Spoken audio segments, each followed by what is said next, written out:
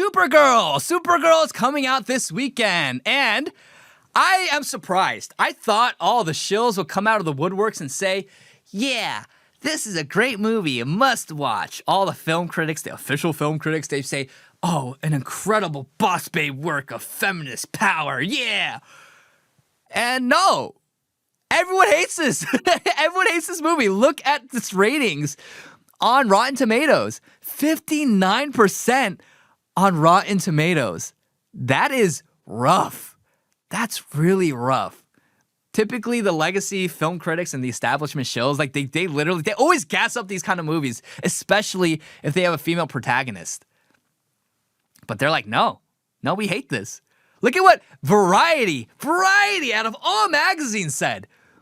Supergirl is a super horrendous comic book movie with the worst script I can remember, reads Variety's review from Owen Gleiberman. James Gunn said he wasn't going into production on any movie until the script was rock solid, for that was the overriding problem with the superhero overkill era. The films had lousy scripts, which served as grids for layering visual effects. Gunn was right to want to take the comic book genre back to the basics of well-structured screenwriting. So, what has he done with this second DC outing? He's given us a comic book movie with the worst script I can remember. Even Variety is saying they hate this as the worst script ever. By the way, the writer of this film, they have no work under them. They have no work under their belt. They only worked on one short film. Or I think it's two. It's one, right? I believe it's one. Yeah, it's just one short film. And then she became the main writer for Supergirl, a huge blockbuster Hollywood film. What? And so this movie was doomed to start, even from the end of James Gunn's Superman. Remember the scene? She comes in all drunk, gets crypto. Oh, see you later, and starts cursing at Kal-El. Yeah, that's not gonna leave a good impression. And on top of that, you had a lousy trailer that just makes her look like she doesn't care about anything. She's like, whatever. Just this edgy, nihilistic, typical left-hard girl. And then in the press, she's just completely slamming conservatives. Remember? She mocks critics, and she says a lot of them are Christian dads. This is what she said. She said, I mean, whose opinion do you really care about? If you're pissing off the right kind of people, oh, you're doing okay. And it's from a lot of people whose profiles have no photo or burner accounts or someone's name and then data for Christian, which is hilarious to me. She mocks Christian dads who are the primary demographic you want to cater towards, or at the very least not piss off, because they're going to be the ones taking their family and children to watch your horrendous film. So this movie was doomed to start, but then her PR has made it so much worse. Like, I am so perplexed at casting directors and producers, their direction to constantly go with these insufferable, pretentious, narcissistic female actresses who constantly mock and denigrate their own audience. What is the, like, think about Rachel Zegler. Weird. Oh yeah, like, it's so misogynistic, so outdated. Oh yeah. Why are you doing this to yourself? Like, are you, like, what is going on? Do you like your films flopping? And that's how you know that they keep losing money. These studios keep losing money, yet they still make the same decision over and over and over again. Why? Because the cost is worth it for these Marxists, for this gay race communist revolution to take root and take hold in society. They will lose money. They will expend all their political and monetary capital. They will do whatever it takes to ensure that people are demoralized, that American culture is subverted, so that godlessness and degeneracy can take root.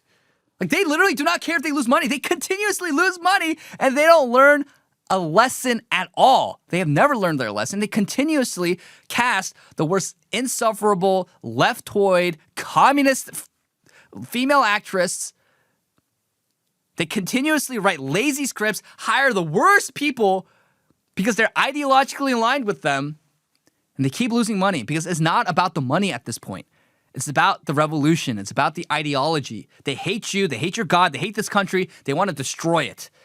That's really all it's about.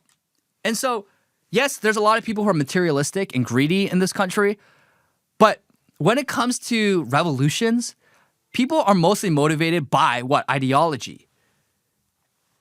And right now, this gay race communism has become their God. It has become the God of Hollywood, mainstream Hollywood. She also tried to say that Supergirl can be queer. Listen to this interview.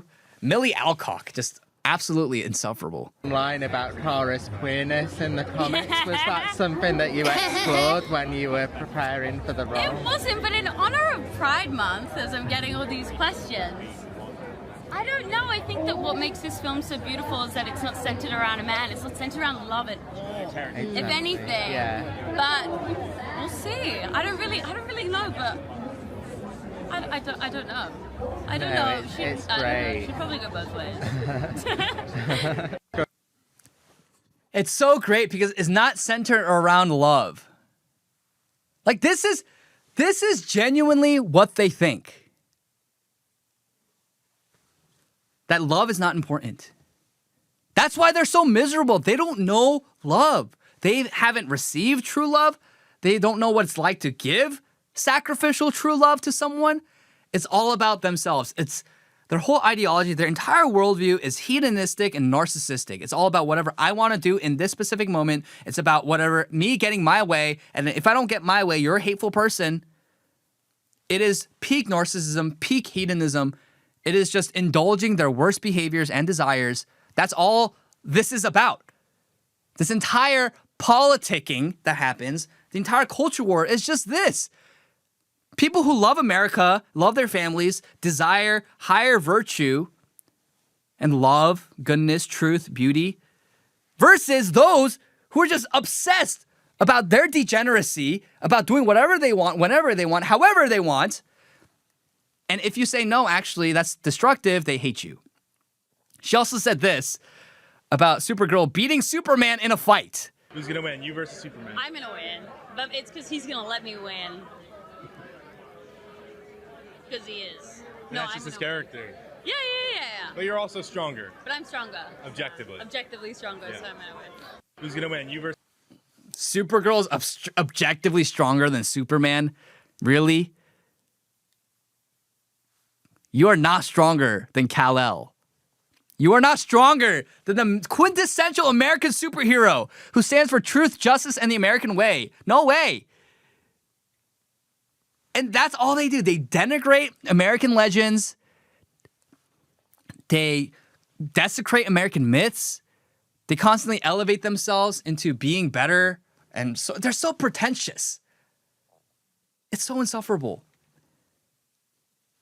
And Milly Alcock is the quintessential example of someone who is, yes, outwardly not that bad looking, but because there's so much rot inside, it's not attractive at all. You can have an average looking girl, but if she's feminine, if she's bubbly, if she's gentle, if she's lovely and pleasant, dude, every guy will go head over heels for her.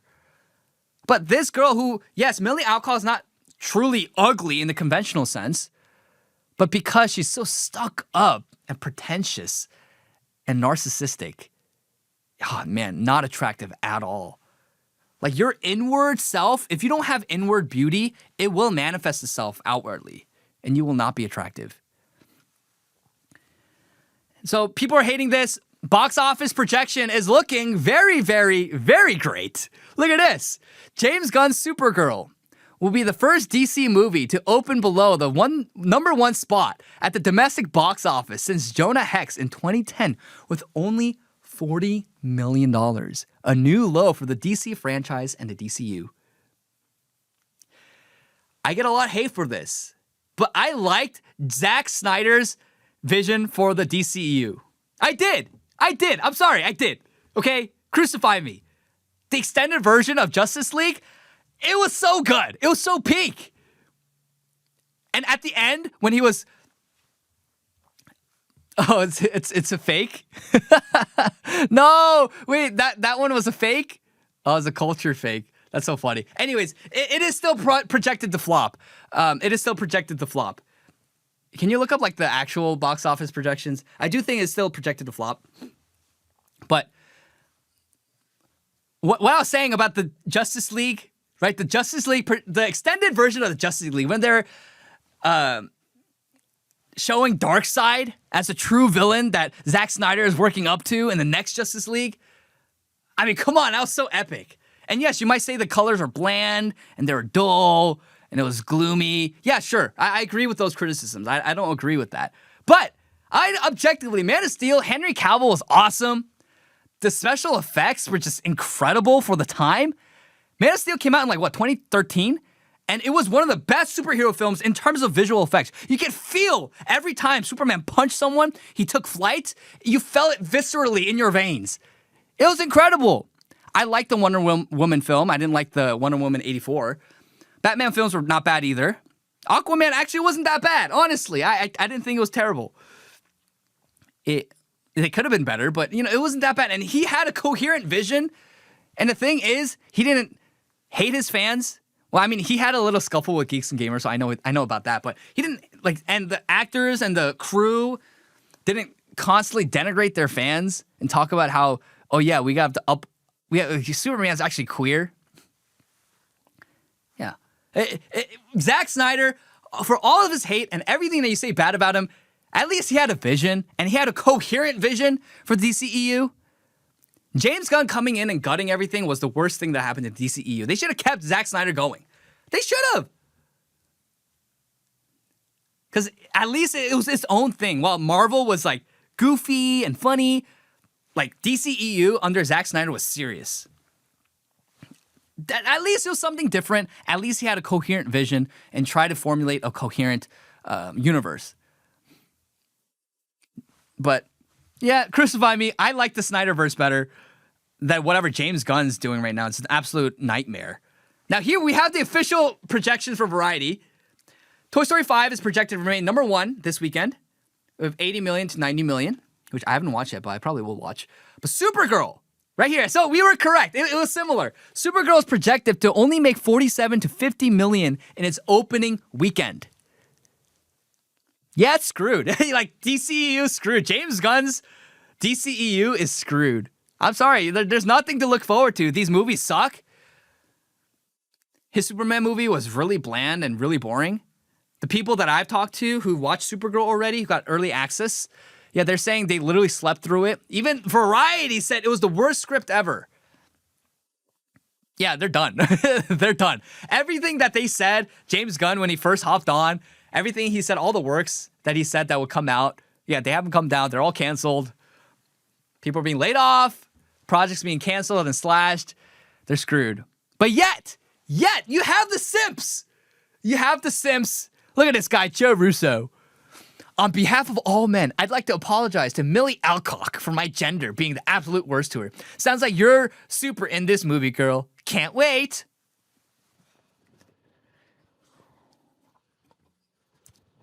Joe Russo, I really hope she sees this. I really hope she sees this, man. I really hope she sees this. She's not going to sleep with you, but I really hope she sees this. I tweeted this, I think yesterday or 2 days ago, but I really do think that simps are worse than whores. I always call out prostitutes and whores and toxic female behavior online, but also in person. But the thing is, simps are worse. Because simps enable that kind of behavior, and then simps create the economy and the currency to incentivize women to act that way. I'm not absolving women of their sins and their actions, because they're also people who need to be held accountable, but simps are the absolute worst. There's this fake Korean account on X called SoviX. She claims to be Korean American, but she's not. How do I know this? Because there's no evidence whatsoever to prove that she's actually Korean. Heck, it's probably a guy. Every single picture's AI. Always posting softcore porn of Asian OnlyFans creators. talking about, oh yeah, like South Korea's birth rate is going to skyrocket because of Mexico. There's going to be so many people who want to marry Koreans and have children with Koreans. Haha, Koreans will become Filipinos at this point. Like, we get it. What you're trying to do, you're a subversive force in order to whore out the Korean people. And you're monetizing it. And when I ask gently, hey, are you even Korean? There's no proof of you being Korean. I get blocked. And then you know what the response is from all her simps? She's not even a real person. And the simps are coming out, Kangmin's so rude. You're so rude. You think you're so much better than her. No. That's not even a real person you're talking about.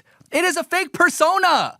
No one has seen her. No one has talked to her. No one has met with her. You think that someone as a right-wing creator on X, at least someone would have a conversation with her over the phone or at least in person, have met up with her because she claims to live in Texas. Tons of conservative creators there, by the way. No one knows of this girl. No one has seen her, talked to her, met her at all. None. Zada zilch. Oh, how could you be so rude to her? You're so mean. She's so nice to me. It's not even a real person you're talking to. You simps literally should be locked up. Simps should be locked up. At least, you know what? We're talking about deporting. A lot of mass deportation talks on this show. Honestly, before all of the third worlders and the Muslims and all that, we need to deport the simps. I'm sorry, let's deport them. Deport them to wherever it is, whatever third world country, or maybe in the middle of Guantanamo Bay. I don't know. Deport them because I am so sick of simps. Simps are the worst. They're worse than whores. You guys enable this behavior and you can't even think clearly with your head. All you do is think with your dick. Excuse my language. But, oh my gosh, it's like, do you have no self-respect? Do you have no self-respect? I mean, come on. You are simping for fake AI personas. You go to any of these AI influencers' Instagram pages, it's just full of comments from men. Oh, lovely lady. Ooh, lovely lady. It's like clearly they're not even a real person. We're at the point where men are simping for fake girls who don't even exist. I saw this one, I almost fell for it too. There's this one Instagram creator who's fake. She's completely AI, but the person behind that account put her in the Korean democracy protests that have been happening the past few weeks, the past month actually. She has like 20,000 followers now. It's all AI! And yet there are simps after simps after simps simping for AI and fake girls. You guys disgust me. This is why democracy doesn't work. Because you have idiots like this. Do not simp. All that being said, Supergirl is going to be a flop. I might watch it. Because I do have like the AMC pass. So it's not going to cost me any money. I'm already paying AMC money to go watch 3 movies a week. So I'll probably go watch that. I'll probably watch Toy Story. And I'll let you guys know what I think about it. Let me know if you want me to let you know what I think about it. Maybe I'll start like a separate channel for like quick movie reviews. Because I like talking about movies. But Supergirl is going to flop, and that's all a product of one, people have superhero fatigue, but 2, it's just bad writing, but 3, bad press. You're going to advertise like this, say, Christian dads, we hate you. Oh yeah, Supergirl is actually queer. Yeah, no one's going to go watch that garbage.